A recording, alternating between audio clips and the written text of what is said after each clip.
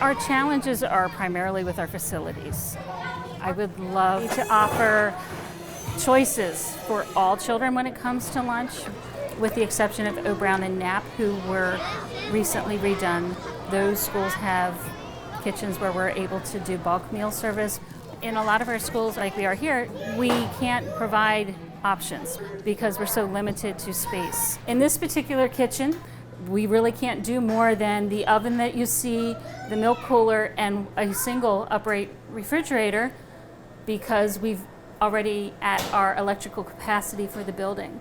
We could not install a prep sink or hand washing station because the plumbing is not sufficient to allow for food disposal.